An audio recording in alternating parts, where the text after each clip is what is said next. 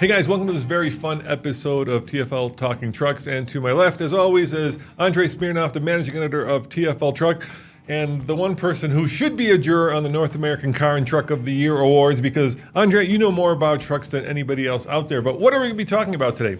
Well, the world of pickup trucks, new ones, the world of off-road pickups is getting more and more complicated with so many different choices and options. It's really fun.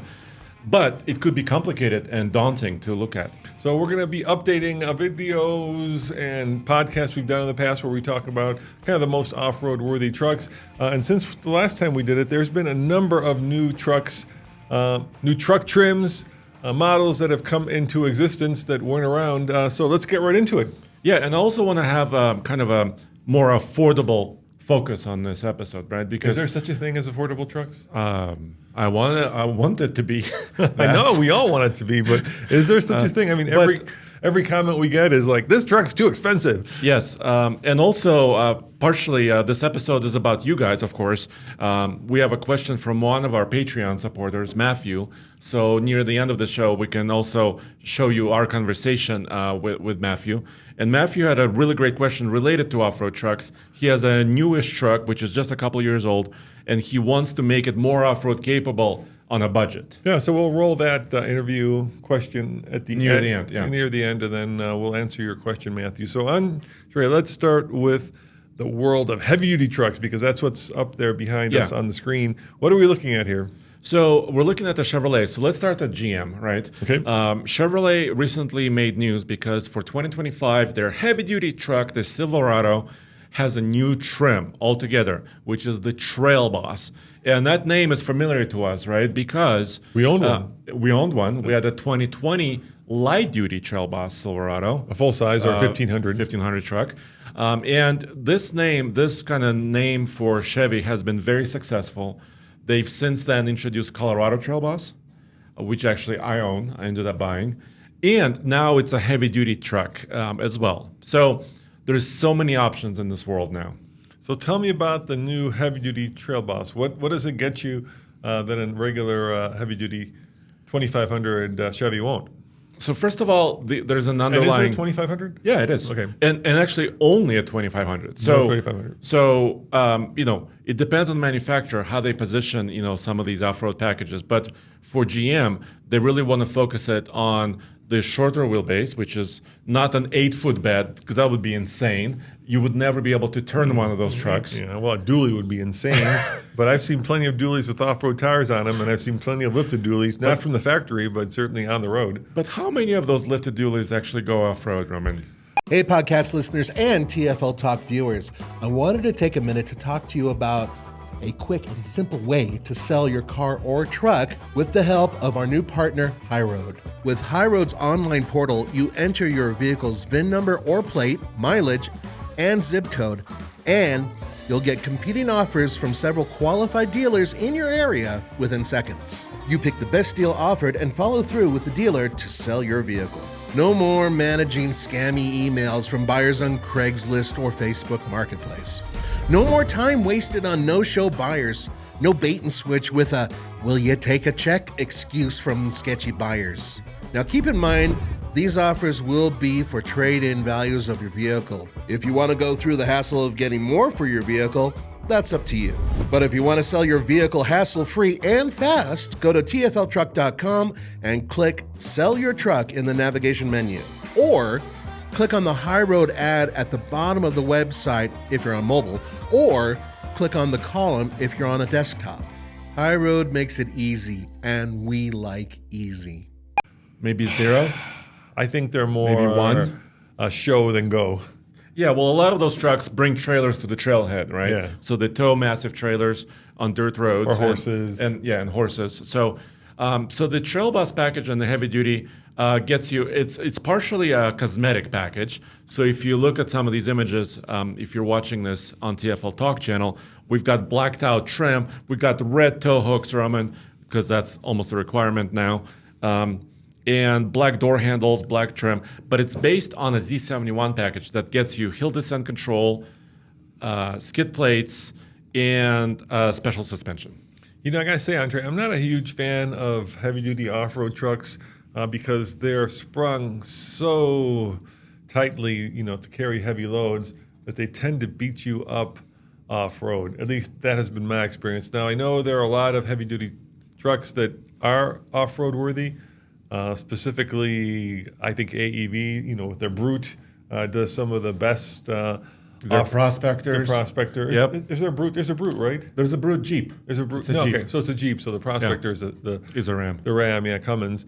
And I've never driven one of those off-road, but we have taken all three of the major heavy-duty trucks off-road, and we have a Cummins 2500 that we actually customized with Fox suspension, with a pretty big lift, with what size tires we put on? 37s, yeah. 37s.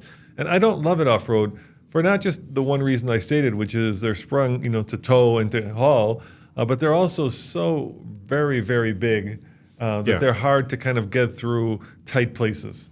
Yeah, it definitely depends on where you live, right? Yes. So if you live in the Rocky Mountain region like we do here in Colorado, If you have trees. If you have trees or if you have ledges, shelf roads. Oh my right, God, yeah. Which are narrow and you're negotiating these very tight areas, then maybe a big heavy duty off-road is not for you. But if you're in the deserts, I don't know, if California, Nevada, or other places, then maybe a heavy duty truck may work for you in some instances. Remember when we had that Ford F-250 that we built out? We called it Super Tremor. Yes, remember that? And we Yes. put the camper on it, the four-wheel camper, and we Yes. took it up Tin Cup. Yes. How did you like driving that up Tin Cup? I Tin Cup remember- is this pass that you can do in Colorado. Which is moderately difficult. I It is think it's either a moderately. 5 or 6 out of 10 on the Onyx off-road Yeah. map of ratings. I had to use every bit of my skill, Roman, to drive that up that mountain pass. And I did okay. I want to say I didn't scratch anything. I had to be mindful of the size of that truck, height-wise and width-wise, because it was huge. And I remember this one thing really clearly. When we crested the very summit, and there were people parked there. And people looked at me with amazement. That you were such a big, They're bold like, truck up why there. are you bringing your heavy-duty truck up here? They were just in shock when they saw me. And I know, people want to use heavy-duty trucks off-road because, let's face it, in America, bigger is better. Yes. But in this case, bigger may not necessarily be great if you're doing everyday off-roading. And I understand that people want to put a camper on the back of it.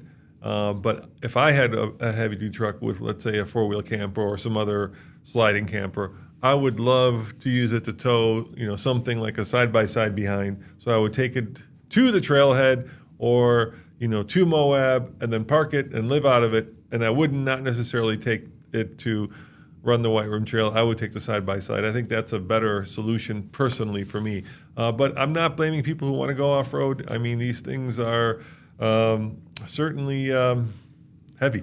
So here's where I am with some of these packages. Well, right? the other problem is the diesel. If you put a diesel in it, right? If you put a Duramax in the Chevy, You could, yeah. it makes that front end very heavy because Yeah. diesels are just inherently much heavier than gas-powered engines. Exactly. And so when I look at this new heavy-duty Silverado Trail Boss 2500 truck, I kind of also look at the Ram heavy-duty Rebel that was, released, a year or maybe 2 years ago. And they're mostly, I want to say, almost cosmetic packages. They have a lot of capability built in. But look, they're using 20-inch wheels. So does the Ram.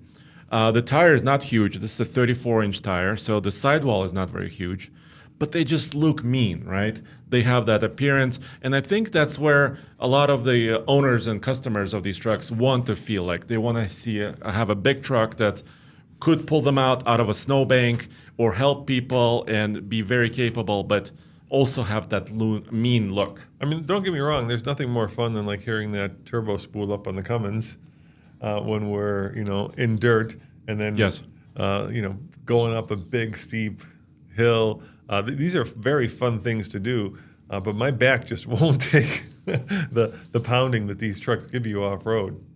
Yeah, and of course you can, like you said, you can customize your suspension, but let's leave it to another show, right? Do you think you can customize it to the point to making it? Because we had, what do we have on the Ford? What was it? There was a Carly system. There was a pin top system. Which I remember was kind of top of the line, right? That was dare I say it, the Cadillac of off-road suspensions. And we had custom springs too. Yeah. And remember, our rear springs, the team at Carly set up for our camper. Yeah, and we remember had that, because we had very light- additional weight. Yeah, we had that very light camper. And Yeah. yet, Andre, it still was pretty rough off-road.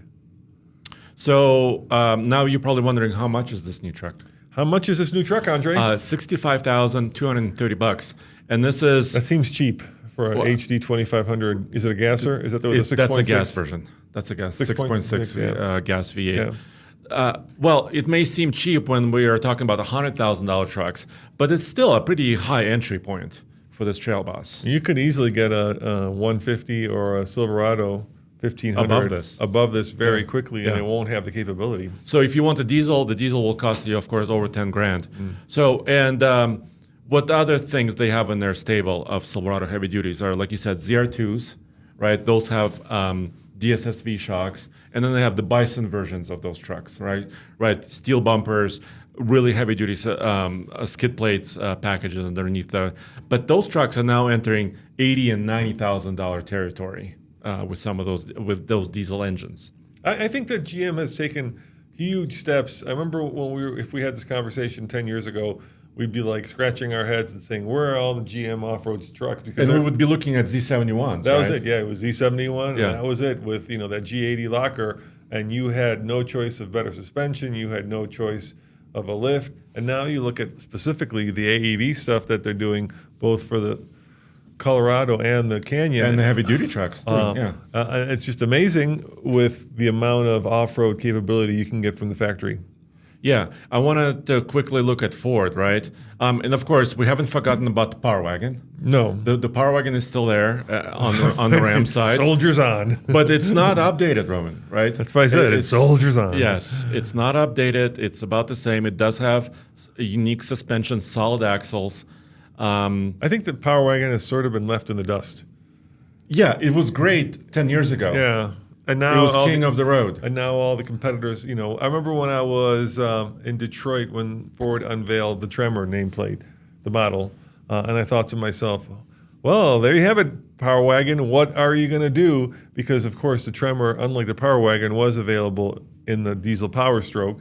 And I thought, well, they're going to have to definitely answer with a Cummins in the Power Wagon, and that never happened. And if you talk to Stellantis or Ram in this case, they'll tell you that the engine just is too big and too heavy, and they're probably right about that, but it doesn't matter in the marketplace whether you're right or wrong. It matters what people want and don't want, and people want heavy-duty off-road diesel trucks. Yeah, for the reasons we just stated. So, you know what? We'll have to wait and see. So Ram is supposed to release their trucks, or the update, the 2025 update, in this fall. Yep. This fall and within the next few months. So we'll have to wait and see. I hope they take this opportunity to really dress up the Power Wagon with bigger tires and maybe more capability. What do you think it needs a Cummins? You think they'll slap that in there finally? That's a big ask. Because if they're not changing the frame, if they're not changing the cab, if they're not changing some of the other things on the truck, it's a big ask. The Power Wagon had a bunch of things that was unique to it, right, or has. So it wasn't just the fact that it was lifted. It wasn't just the fact that it had a cool name, but you could also, and for a long time, it was the only heavy-duty truck you could get from the factory with a winch. And dual lockers, too. And dual Front lockers. and rear lockers, exactly. But now with the Tremor package on the F-250, you can get a winch from the factory, Andre. Yeah. It's no longer the only game alone. Yeah, it's no longer the only game in town. Yeah. So I was just trying to find a Ram Power Wagon image. Like you said, amazing name, right? Amazing brand, storied brand, going back to World War II days. So they have, I think they can really step it up and make it something pretty crazy. Yeah, I hope you're right because I love the Power Wagon. I just have a deep down respect for the fact that this has been one of the oldest nameplates to be basically an off-road truck, right? It goes back to the military version of it. And it just kind of has not been changed for, 10 years, maybe more? And it has a downfall, towing and payload, right? Yeah. So you're buying a heavy-duty vehicle, which is really large and really tough, but because it's so much focused on that off-road suspension, you're losing payload and towing numbers. And Now customers, I don't think they're willing to accept that anymore. Well, I think what that has allowed AEV to do is to create the ultimate power wagon, right, with the Prospector. If Ram were watching the space more closely, they might see that this is just a huge market opportunity for them. Because if you look at Prospectors, dude, first of all, you can get the mega cab in the Ram, and then you can get the mega cab in the Prospector. Yes. Which basically gives you enough space in the back where you could put a bed in the back of your Ram. And sleep in it. And yes. sleep, so you don't even actually have to sleep at the Prospector. So you actually don't have to sleep, in the camper. In the camper, right? And then the other thing that the Prospector is very expensive. I think they sell for $125,000. If last time I checked. Depends on some of the options, yes, but you're talking six figures, just to enter that space. And I don't understand why, because the Prospector is a Ram or it can be a mega cab that AEV basically customizes from the factory. But it's not you can't order a Prospector from Ram. You have to take it to AEV. Yeah, so maybe Ram figures, well, they're buying these things anyway, so we'll leave a lot of money on the table and let AEV customize it as opposed to us doing it in-house. And which is odd because they're closing factories right now and laying off people, and this is a missed opportunity. And I was doing a little bit of before we bought that crazy military truck, I thought to ourselves, maybe we should get a Prospector, and then I saw the price and I thought, maybe we shouldn't, Andre. But they have one now with the camper on the back. I think there's an AEV camper. I forget what it's called. It's called the Truck House. The Truck House, the Truck House. The Truck House. The Truck House is a separate company that builds the house. Okay, so it's Prospector upgrades, plus the Truck House. Plus the Truck House. Yeah. And that I think is... That looks cool. I think those two combined are probably the ultimate off-roader that you can get without going to Earth Roamer. Because an Earth Roamer now you're stepping up another $500,000 beyond what the Prospector. And how much is a Truck House? You Google it? Let's see how much a Truck House costs. Yeah, and they build a Truck House on both the two-door version of the Ram and the crew cab, so you can kind of have that. All right, Ram, if you're listening, listening, here's what you can do. You can do this yourself in-house. Build your own house. You can build your own Prospector, and you can build your own Truck House. Call it the Powerhouse. Right? Yes. The Powerhouse. I like that. There it is. Yeah. I like that. Call it the Powerhouse. Stick it on a Ram mega cab, and charge. I don't know how much it costs, but you could probably charge half of what AEV and Truck House are charging, and all of the install and labor, and you can still make $50,000, $60,000, $70,000, $80,000 per unit, and just take that business back to yourself. And I'm sorry, AEV and Truck House. I know you probably stay up at night worrying about that, and I kind of probably said what the CEOs of these companies are thinking. But big corporations move slowly, so you probably have nothing to fear. So, do we get a price on the Truck House? No, if you want to know, you probably can't afford it, Roman. Oh, it's one of those, is it? Is it the website? Well, first of all, I think they're booked for like a year or two. There you go, Ram. So they're already booked. Ram House. They're already booked, Roman. So they can take a $50,000 deposit if you're really serious about this, and then maybe in a couple of years you can get your Truck House. Yeah, this is where it's at now. What an opportunity! So, is this going to be? You think we're going to have the? We've got some actually pretty cool stuff at the office right now because of the Overland Expo, which is coming very soon here to Colorado. Yeah. So before we keep going on this list, why don't you tell them? Well, the first thing we have, which is kind of crazy, it's the coolest, scariest bike out there. We've got you would say Ural, right? Yes, because of the mountains. And I would say Ural. Yes.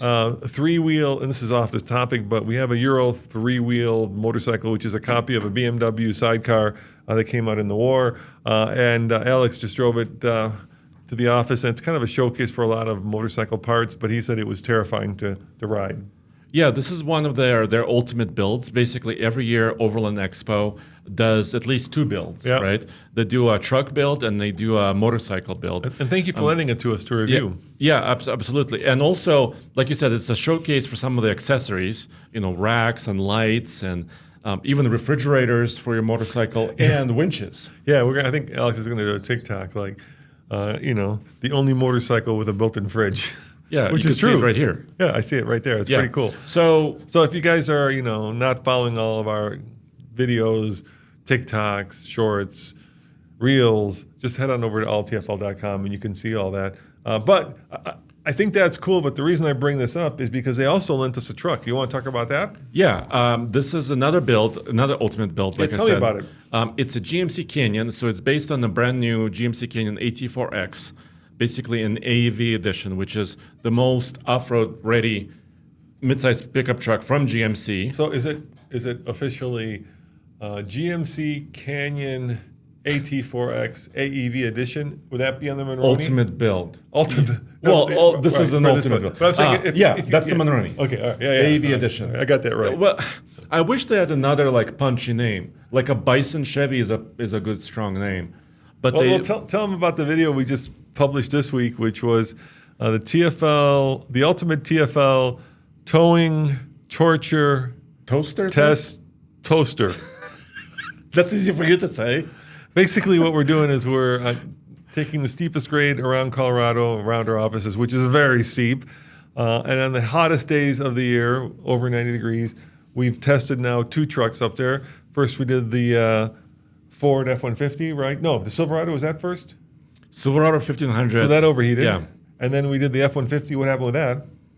It had 2 overheat moments. Yep. And then we had a really interesting time because we just got the brand new Ram with the Hurricane Turbo 6. Yep. And we're not going to tell you what happened. You have to go to alltfl.com to see it. But it was also interesting because we had 3 failures, Andre. So it's a really good test. But let's go back to the Canyon that you've got there up on the screen. Yeah. So tell me about this off-road build. It looks really badass. Yeah, it's really mean looking, and I think GMC styling is one of the best styling for a midsize truck. And what's going on here is it is a camper, basically an overland build, right? So they modified the suspension to handle a little bit more weight because it has a rack system, a tent. It has I got $50,000 worth of parts on that thing. It could be Yeah. that. Yeah. That tent alone is probably a good $4,000-5,000. Or if not 10. It depends. This is an Alu cab it's more topper. expensive. Yeah, so it's not a full cabin, Right. But it's a top mounted tent. And look, a snorkel. Everything. Oh, by the way, that snorkel air intake, I'm using quotes, air quotes, because it's really a raised intake. Yeah. Did they upsize from 35s to 37s? No, it's still 35s. Still 35s, okay. Sitting on 35s. The snorkel is on sale. So you can buy the snorkel for your GMC Canyon AT4X from a GM dealership or directly from AEV. Yep. So both of them work. So we're looking at lights on the front, A winch. a winch. Yes. We're looking at a push bar. Yes. We're looking at a lift. Slight lift because of the suspension is heavier. Different wheels, I think. Different wheels, different tires. Different snorkel. And then A roof rack. Roof rack. Storage boxes. Storage, decked. I think it's got There's a decked storage system. boxes. And on the back, Yeah. it's got a whole bunch of stuff, too. And it's got an awning. It's just kind of the ultimate mid-sized off-road build for overlanding, if you're serious about it. Dude, I think does that have dual lockers? It must have dual yes, locker. yeah. That Yeah, truck it is going to be unstoppable. Yeah, and and you're going to be driving it I soon am as well. Yeah, I'm gonna be doing one of my everything you need to know trail guide videos with it because I'm super curious to see how it does. I think I'm gonna be taking Mosquito Pass, which isn't one of the hardest passes, but the series isn't about testing the truck. It's more about showing off the pass and the trail. But it's still a fine companion to have on a pass like Mosquito. Always Yeah. better to have more capability than less, Andre. I'm a big fan of that. Let's bring it down to earth, Okay, Roman, because we're talking about 6-figure trucks again. All right, let's go back. Okay, let's bring it down to earth. So we went over GM, at least Chevrolet, right? Chevrolet space. So we have Z71, Trail Boss, and ZR2 trucks there. We talked about Ram, heavy duties, which was Rebel and also Power Wagon. Now for Ford, last year they introduced a pretty cool package, I think, for their work Super Duty trucks. We're still in a kind of a heavy duty space here. It's called Excel Off-Road. It has a very, maybe not creative name, but a very direct name. And if I build an F-250 crew cab 4x4 with an Excel Off-Road package, look at the price, dude. It starts with a gas engine at $52,550.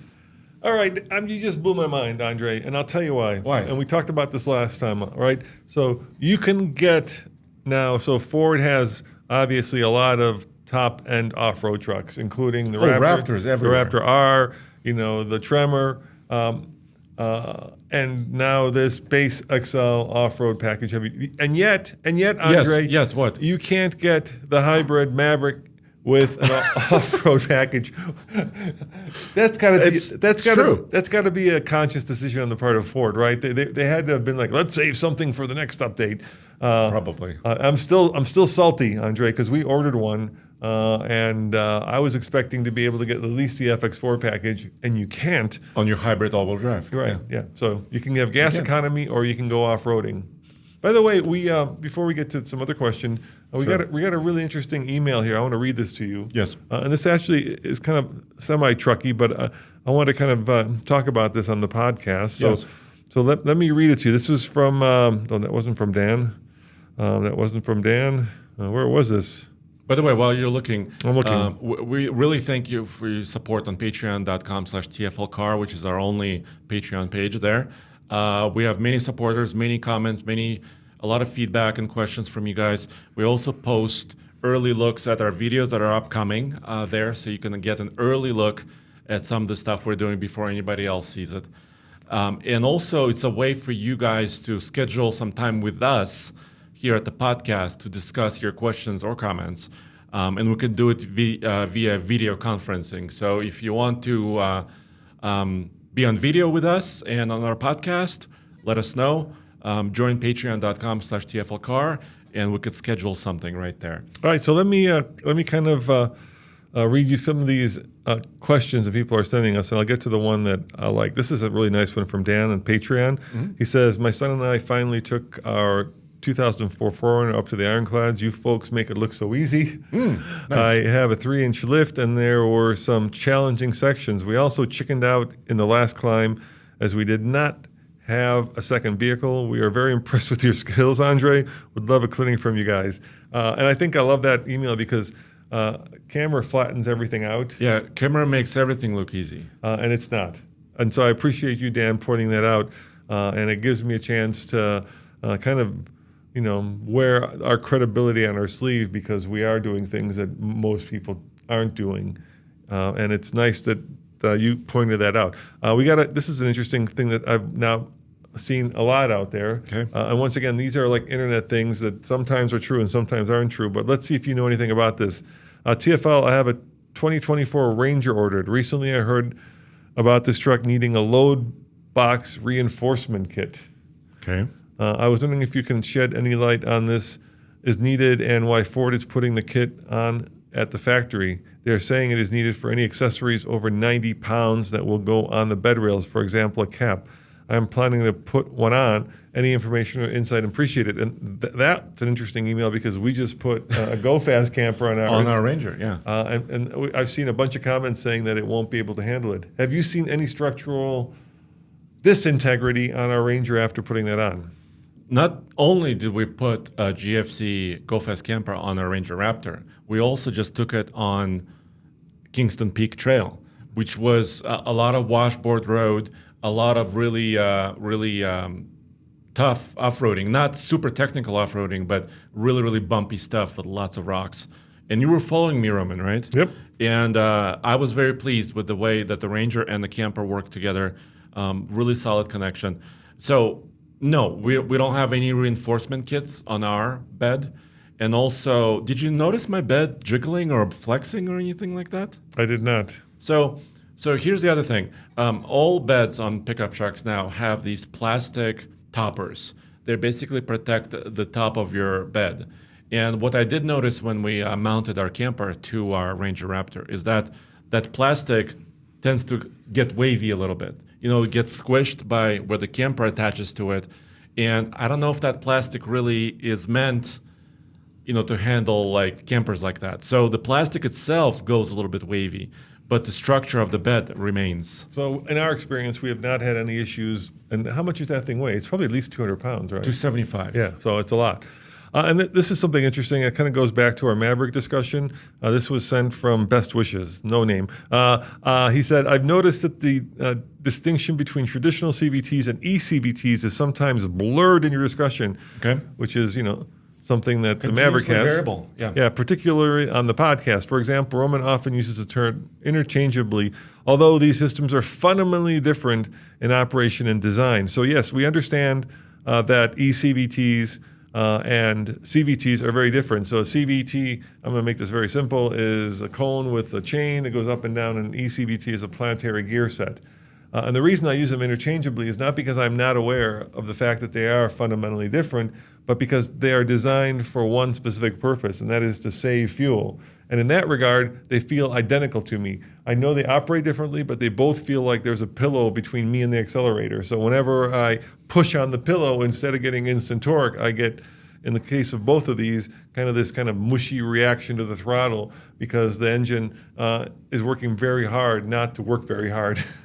Right, to save fuel. And so, best wishes. I appreciate the fact that you are pointing out that they're mechanically very different, but in the long run, to me, they're just, same problem, different animal. Same driving experience. Yeah, same driving, same problem, different animal. But there became, you got to give it to some of these manufacturers. It's like if you're eaten by a bear or a tiger.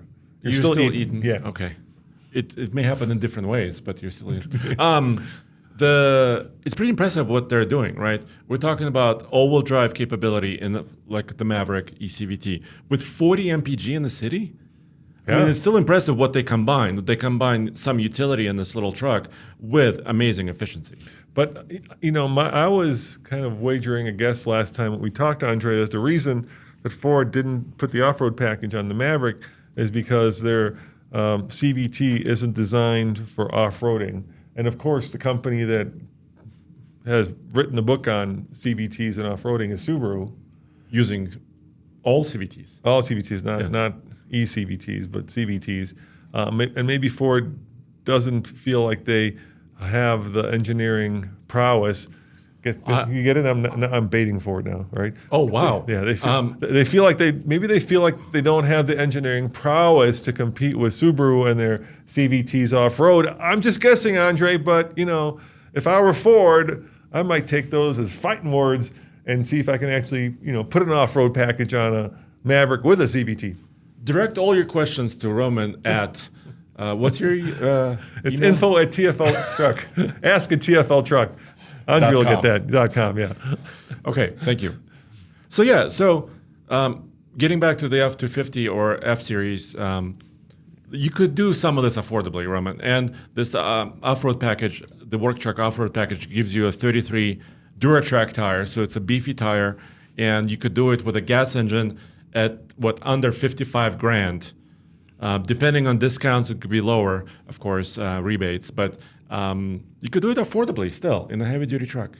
Yeah, I think that's great. That's great because the last time we went to Moab with the 3 different heavy-duty trucks, I think all those were around 90,000, if I remember right. Yeah. So I want to look at another Ram. Okay, let's now look at the Ram. Full size. Okay. Not heavy-duty. Not heavy-duty. Let me see. Let me get over here. Let me ask you this, Andre. Yes. You know how Ram has created the Rebel model? Yes. And made that their off-road one? Yes. Why didn't they like just go with the Power Wagon brand? Don't you think it would have been much stronger, right? Like how Prius created a whole sub model of Priuses because the Prius was so popular.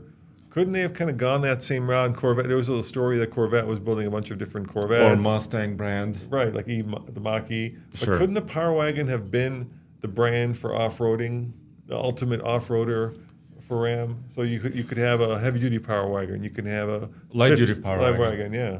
Mid-size Power Wagon. Yeah. They don't have any mid-size. Dakota Power Wagon. Yeah. Yes. Actually, that's a good point because it seems like they were thinking about the Power Wagon literally almost because the Power Wagon was always kind of this big, tough, heavy truck. And I think they literally went there with their heavy-duty truck, but they could have extended that name. I agree with you. I think they could. I mean, I already see the commercial for the Ram 1500 Power Wagon. You know? But do you see yourself in a Ram 1500 Warlock? Yeah, the or Warlock. That's a yeah, weird that's one. another name. That's another weird one. Yeah. So the Warlock name was another classic truck, right? The Right. classic truck was the previous gen truck, the DS generation. Which was, the idea with that, and GM did this too, where they built the previous generation for like a year before, they Discontinued it. discontinued Except except it lasted 4 years. Yeah, Rams just kept building the classic. Yes. But now that name, the Warlock name, extends even to the new 2025 models. So there's a new 2025 Ram. Is it with the Hurricane?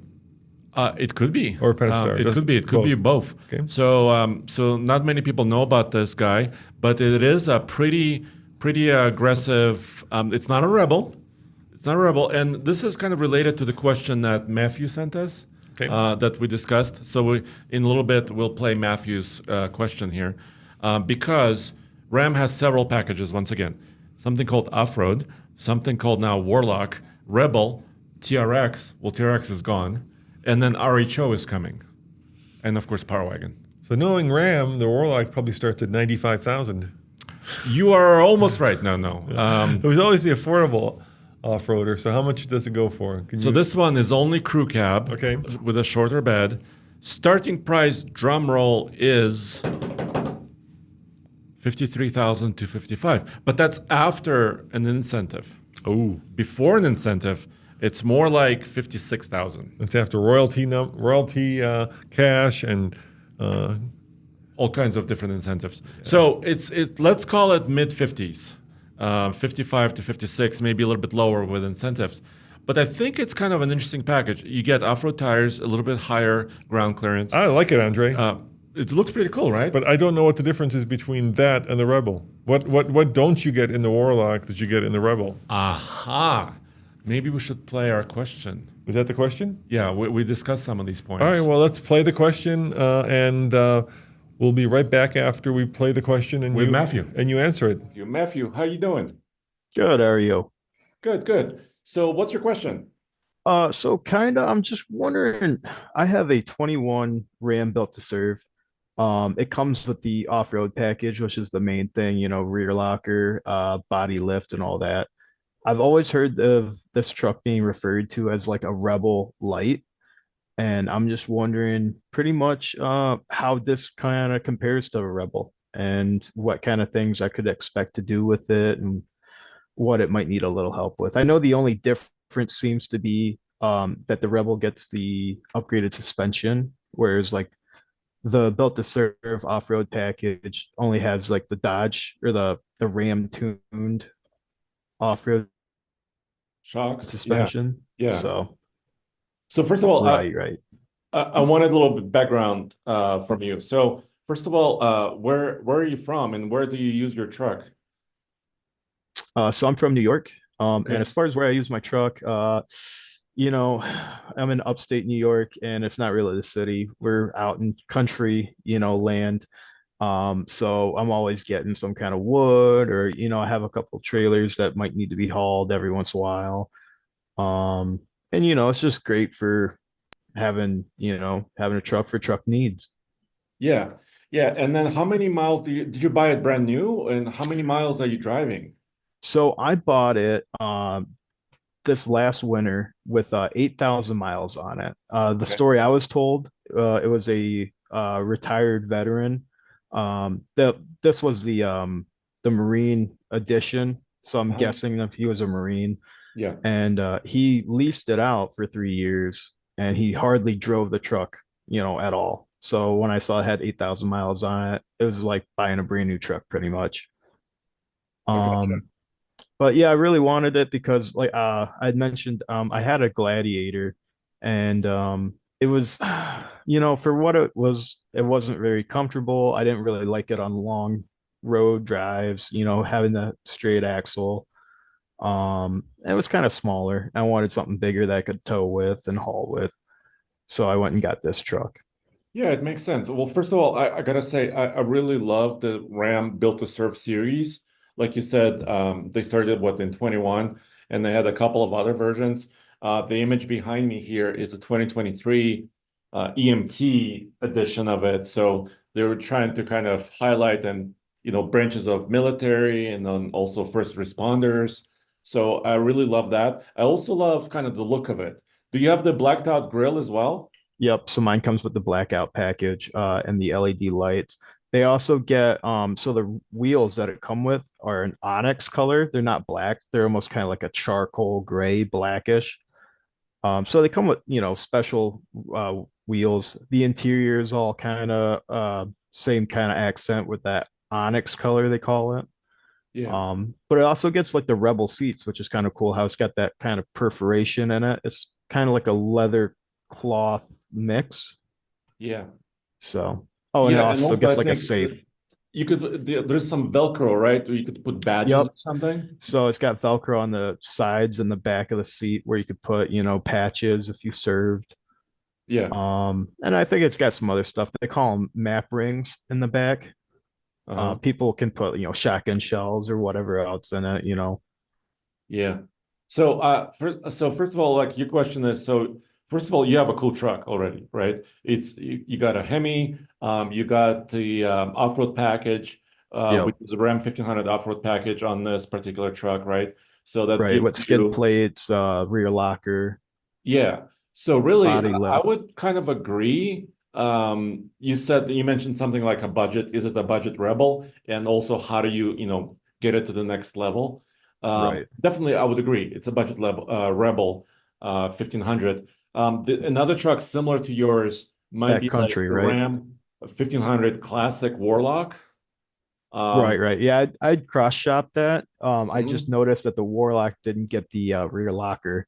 And to have the rear locker, I mean, it's not a huge deal to me, but it is really nice to have. And I mean, you can't go wrong with a Yeah. locker. Yeah, so I think you're all already, really ahead of most other trucks. The only thing, like you kind of alluded to, the Ram 1500 Rebel, it's got a little bit more height and a bigger tire, right? Right, Potentially. So if you wanted to, so here's what I would say. First of all, the tire is very important itself. right, The brand of tire or the type of tire. We tried many different tires here over the years at TFL Truck. I'm kind of a fan of the BF Goodrich KO2 and now KO3, also the Goodyear Wrangler like Duratrax, but most right. recently it's been Territory MT or AT tires. I find that I'm assuming you have snow, right, where you Oh live. yeah, definitely. Yeah. Another So, great one, great feature this truck had was four-wheel drive auto, which my Jeep didn't. uh-huh. And I mean, we're constantly going from snow to rain. It's New York, so the weather changes, within the hour. So it's great to have that four-wheel drive auto. Yeah, that's sweet. And you have more room, obviously, right, than the Right, Jeep right. Yep. Gladiator. A lot So more yeah, payload, a so lot more towing capability. heck yeah. So I would say, I mean, the tire is very important. So uh I don't know, what tire do you have now? So these came with 20 inches, the 20-inch wheels, which I wasn't a huge fan of, but that's what it came with. And it's got Falcon Wild Peak ATs, Okay. which so far I've had it in the winter. We haven't had any serious snow, but for the little snow we do have, it seems to work great. I've taken it through a couple of backyards here and there just to do some work, and I've never had to rip up the ground at all with the four-wheel drive and the locker. So Yeah, so that's very important. Obviously, if you have a good tire, I personally don't have a lot of Wild Peak experience, but I know like some of the other guys at TFL, Alex and Case, really love that tire as well. And then ground clearance, right? That's probably the next item I would look at. So I would look at tires first. So if, whenever the time comes for you to upgrade or change your tires, kind of look at maybe stepping up maybe a tiny bit in size if you don't want to do a suspension lift, right? And then also the composition of the tire, right? All terrain or whatnot. Um, and right, then and then the Rebel has Bilstein shocks, right? So when you get the 1500 Rebel, that shock package is a little bit more, I would say, robust. And the only way I think you would know the difference between them is like some more extreme usage. And by extreme usage, I mean, for example, washboard roads. So Right. years ago, I used to have a Chevy heavy duty Silverado, and I remember it had stock shocks on it, and I was on the washboard road. It was a hot summer day, and I was towing a boat trailer, and all of a sudden I look back and there's like a little bit of smoke, and basically the shocks basically boiled over and exploded. So I had like shock fluid Right. leaking on Right. my back axle. And so because there was so much kind of up and down motion, it was really hot, and I was towing pretty, I had some weight on the truck. So I think unless you really are pushing the truck, um, you will, you may not see those benefits of a more expensive shock. Right. It Now let depends me on ask what. you this because so what if what would you say with towing wise though? Would that Bill Stein really help a lot with towing? I don't, I guess it depends if you're going after market, right? So Bilstein or another company offers a lot of different levels. On the Bilstein, it's like what, 3100, 5100, 8100, and kind of some of the other shocks in between. Right. The higher the number of the shock, the more capable and the more expensive that shock is. Then also, you could look at adjustable shocks. So some shocks, you could actually twist a knob and you can make it a little bit stiffer for towing. So when you're towing, you want a little bit more, I guess, stiffer support so you don't have sway, right? Gotcha. Right. You're Yeah, trying because to you're trying to kind of avoid sway there. But then on the flip side, if you're on a kind of a mogul or off-road trail, you want a little bit of softer suspension, and so it'll help you, on some of our bigger bumps. So you just kind of have to weigh the two, right? But like like the off-road package that you have, you might be good enough. I mean, unless you're really towing, or maybe you're towing an off-road trailer, right? If you're right, going right. somewhere, camping in the backwoods.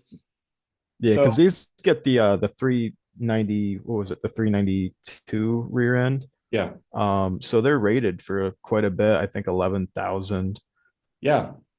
And the Rebel we had the 2021 Ram Rebel 1500 in our fleet as well. You probably have Right, seen the that Rebel too. Rouser, right? Or no, wait, you had Yeah, the, was that the 19 or was that a 21? it was a 21 Rebel Rouser. Yeah, you got it. Gotcha, Yeah, gotcha. yeah, yeah. And we did kind of a leveling kit. We actually lifted it a little bit further, and we used Falcon shocks for that. But what I didn't do when I did that is, so we gave it a little bit more height, and you do that by preloading the front springs. So basically, that coilover, has this um, a way to lift it up a little bit, right? So, but I should have changed springs because after we preloaded the springs, the front end became too stiff. Oh, What you gotcha. really need to do is, it costs more money, of course, but get a slightly shorter spring. So the spring is not preloaded because it's losing some of its give. Uh, Right, but the shocks were amazing. Those Falcon shocks they also had adjustability, so you can make them a little bit stiffer and very easily, like 3 notches, 3 settings, and then a little bit softer. So it was good for towing or off-road, and you could really quickly go between them. So, but once again, I kind of, when we did that project, I made the front end a little bit too stiff because we'd never changed the springs, the front springs. right, Um, so that's the only thing, like I would say, if you wanted to make your truck a little bit more uh, capable, specifically off-road, it's probably ground clearance, right? right. It's tires and ground clearance. The So would you third keep the thing, 20s or drop down to an 18? I would drop down to an 18. Yeah, because that's Yeah. kind of what I'm thinking about doing. The only thing about that is, does that change much of the tow rating or anything? No, if you are kind of when you're getting the tire, let's say you downsized your wheel to from a 20 to an 18, and then you're selecting your tire, the tire rating should take care of it. So like make sure it's the same or better than what it was. Right. Like load range, look at the load range, look at the speed rating. There's all those numbers that you can check. Um, and yeah, it shouldn't affect your towing at all. So Awesome. and also there'll be more give in a tire, right? So Right. it will be better for off-roading. And also, I would say one thing that sometimes I wish I had on some trucks is like side rock slider protection. Yeah, right now it's got standard step bars or whatever you want to call them. Yeah. And yeah, they're definitely not rated to support a whole lot of weight. Yeah, that's the But only they're thing. I mean, convenient to climb up into, So, yeah. and if I'm touching the bars, that's probably too much off-roading that I want to do. So, Yeah, but I mean, but if you wanted to push it a little bit further, right? If you're getting right, more adventurous, I would say, I mean, if you did a small lift or maybe a leveling kit, maybe different shocks, different tires, um, I would also look at rock sliders because it just gives you that peace of mind. If you are hitting some rocks, you're hitting the rock slider first and not right. hitting your body. So that's really important. Awesome. Well, I think that's probably the step I'm going to take. I'm definitely thinking adjustable shocks because I like how you said you could go from off-road to towing. Yeah. So that really appeals to me. Yeah, for And other example, than that, yeah, just tires. we have a Ram 2500 Cummins right now in our fleet, and we went with Performance Fox shocks. They have remote reservoirs, but that's a couple of steps up the ladder, right? Um, Right. because they have remote reservoirs and they have adjustability. So, I mean, you could spend a lot of money on shocks. But so you have to kind of figure out what you want. Maybe something a little bit more simple, works for you. Because sometimes shocks can be, I don't know, 300 a piece or 2,000 a piece, right? Right. So I mean, you can go all the way, very, very high. Do you remember how much the Rebel squatted when you guys fully loaded it at all? So those Falcon shocks we put on there did have this, the towing setting, basically making the shock more stiff, and it helped with squat a little bit. Right. It didn't squat terribly much, and we pushed it hard. That Rebel was rated to tow also 11,000 pounds, and we pushed it really hard. And it did squat, especially it's visible because the front end is now higher. So when Right. you Right. load it up, now underweight, the rear looks a little bit, lower. So, but I wouldn't worry too much about it. Yeah. People say that these Rams squat a lot, but I haven't had a whole lot of weight on it to prove it. I remember I had a 16 Ram at one point and I put a trailer on it and squatted quite a bit. And I was thinking about putting airbags in it, but never did. Yeah, I mean, it depends on what you do. I mean, if you tow, on a regular basis, or if you load it Right. up fully on a regular basis, you might want to, but if you don't, I mean, Yeah, I just do here and there. yeah. It's nothing crazy weight. All right, well, there you have it. I think you have a cool truck, and I mean, you can improve it a little bit more. Awesome. I appreciate it. Well, that was interesting, Andre. Yeah. And I think Matthew hit it on the nail on the head because he has not a Rebel truck, but he wants to make it more like the Rebel, right? And like you just heard, you need Bilstein shocks, you need a little higher suspension, you need maybe a bigger tire. So if you can combine all those elements, you could step it up. My only criticism of the Warlock is it just looks a little too Work trucky? yeah, too kind of plain Jane, right? I'd like to see maybe a bigger sticker package on it, or There's a little Warlock on the back here. yeah, or something that that makes it look much more off-roady than basically a little bit of a lifted work truck right What now. kind of signals to me, like when I see a truck just rolling down the street or the highway, I kind of glance at the tires, right? If the tires are knobby, something is going on there. It could be somebody did it aftermarket, or it could be, of course, the way it came from the factory. And as soon as I see that, I can kind of see there's something else going on here behind the skin. I think that the biggest problem I have with it are it's just got standard bumpers, and it's got that big lip for fuel economy. Yeah, in the front, that yeah. extends below for corporate fuel Yeah, economy. yeah, right here. And so that does not say off road to me. That says a lot of other things, but off road it isn't. I like it, but I think I'd have to pull that off right away once you get it. Once I got Yeah. it, yeah. And of course, Ram didn't change their interiors that much. I think they were good to begin with, and they're still really good as far as these trucks are Hey, concerned. let's do a little TFL rant here. Okay. Because I think it's important at this point. Now, last week, this video hasn't published yet, you took the brand new Lexus GX 550 up the Ike. Yes. And you had an interesting failure because it's now happened to us 3 times. And the first time it happened to us, we didn't say anything because it was a prototype vehicle. Pre-production. Yeah, pre-production. The second time, we mentioned it kind of in the middle of the video, but this third time now is starting to become a little bit worrisome. So you want to tell them what happened when you tried to tow with the new GX 550? Yeah, this is the new truck-based SUV from Lexus. The trailer brake controller did not work. Just like And it didn't work with the with the Land Land Cruiser, Cruiser. just like it didn't work with the Pre-production Tacoma. Tacoma, yeah. And it's always seems to be the same problem, and that's why I'm starting to think that there's something that's more than just individual problems with individual vehicles, right? And Or our trailer. yeah, or our trailer, Because we use our trailer every day almost. yeah. And other vehicles work great with our trailer. Yeah, so at first we thought, the fault lies not in ourselves, but in our stars. In other words, it's in our trailer. But it turns out it probably is in the vehicle and not in the So- trailer, or at least and we have a big text trailer, so this is not some kind of weird, It's not an overland trailer, Right, from yeah. Australia. Yeah, no, it's very basic. It's kind of the basic, and it works with every other truck that we have, which Yeah. is a lot. yeah, And the problem seems to be the same, right? The lights work, but no brakes. but no brakes, which is bad.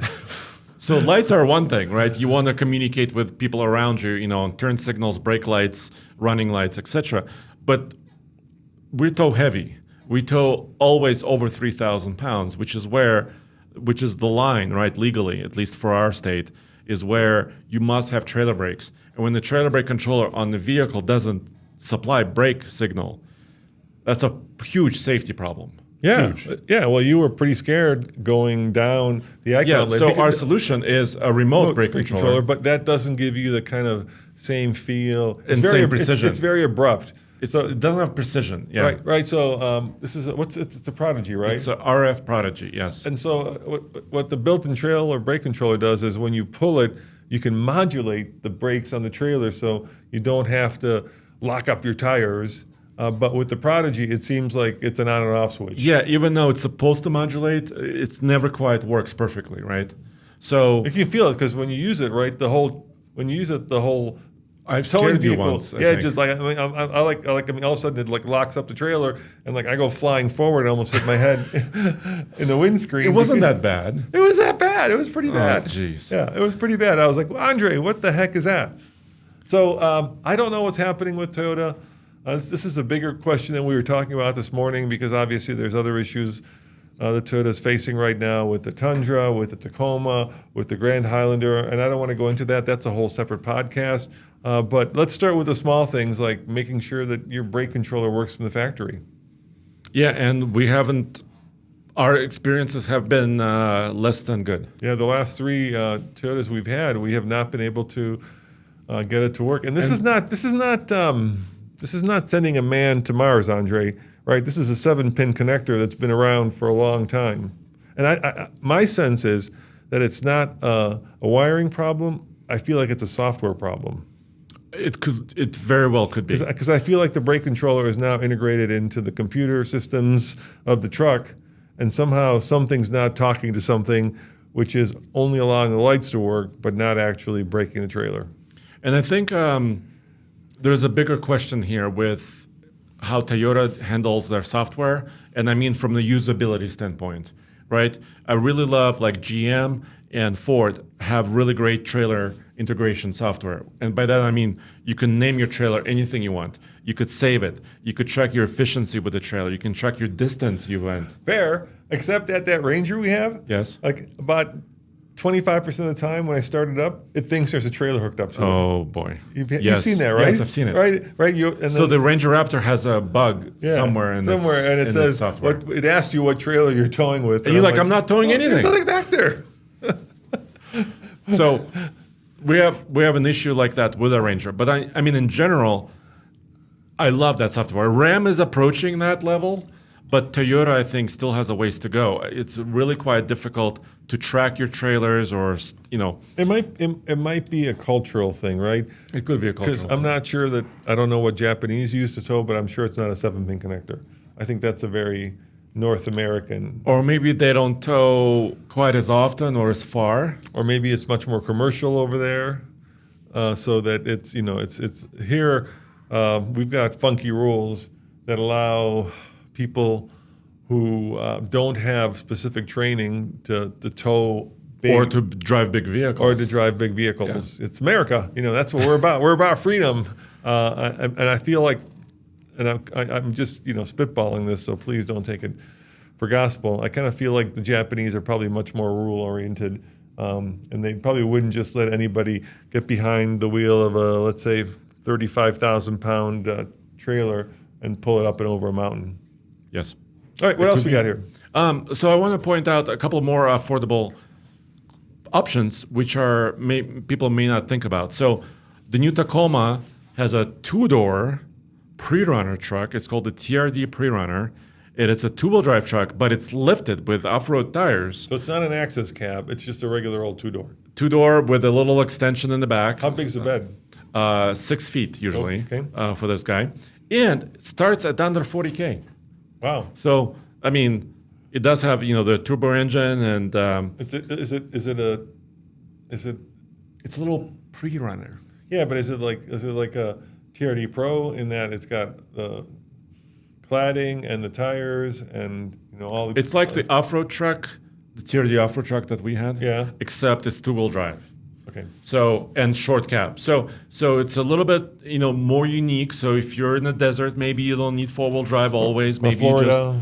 you're in Florida. Yeah, You're going Texas, on a 2-track trail somewhere. Arizona, any place like that, right? Where you probably do okay with just 2-wheel drive. Having said that, though, I don't like. You can live with snow tires on a rear-wheel drive car or a front-wheel drive car, but the problem is, like, when you go 2-wheel drive on a truck, all the weight's in the front, And not much of it is in the back. yeah, that does limit traction. And that could be a huge problem in the winter or even in the sand, right? Yeah, Nissan It's has certainly- something similar. It's certainly cool. I like it. Yeah, Nissan has something similar for even less money. As we're wrapping up this show, they have the Pro X. Right? Of course, they have the Pro 4X, right? But they also have the Pro X, which is 2-wheel drive version of their off-road truck for under 39 grand. So let me show you. It's right here. Well, I like some of their colors, dude. I wonder how hard it is to get some of these like special editions, because once again with Toyota, Because I've never seen it at a dealership. yeah, I have never seen a pre-runner. Maybe because we're in Colorado, Andre. Maybe this is something that they I think reserve. it's special order. There must be special So order. my friend James, right? Yes. He wanted Toyota Tacoma with the long bed, but the 2-door in 4-wheel drive. Okay. The extra, I think maybe it's an extra cab. Can you get that? But it's very rare. Can you go to the configurator on Toyota? Because you can get a 2-door with the long bed without. You can also get a crew cab long bed. Yeah. Yes. No, I didn't want the crew Which cab. one did you want? This one? Yeah, it's a 4-wheel drive though. It's not the pre-runner. Okay. It's 4-wheel drive, but it's got 2 doors. Let me check that. Yeah, check that out because he said he got one coming. I think it's going to be here in like 2 weeks, and he said Really? when they looked at it, there were only like 16 in the whole country. They were so rare. I believe it. You see it up on Because- the configurator? But he wanted 4-wheel drive, you said. 4-wheel drive, yeah. Yes.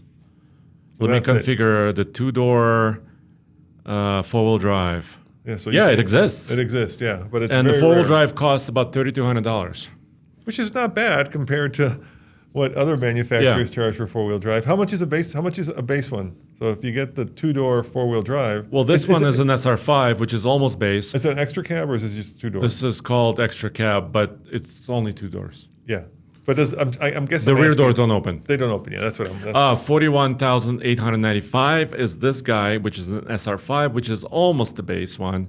So that's the same as a pre-runner Approximately, yeah, but it's got 4-wheel drive. drive. Yeah. So if you don't need those rear doors, you can get basically a pre-runner and 4-wheel drive for the same amount of money. Except you won't get like the rear locker and the off-road tires. You'd have to Do it get the yourself, tires yeah, yourself, yeah. right? Which is not hard. I think you can get the work truck, the SR Tacoma, also with four-wheel drive. Yeah, it looks like you can. And that's, oh, dude, that's $36,195. So yeah, you can get a little Tacoma with four-wheel drive as well. So in the past, the problem with those work trucks in the Tacoma was they had a 4-cylinder engine. And basically you got the same fuel economy as a 6-cylinder, but you got a lot less power. But this will have the 4-cylinder turbo. So, Yeah, it will. So you won't have to feel like you're getting the wrong end of the stick and, not getting any benefit out of it, not getting better fuel economy.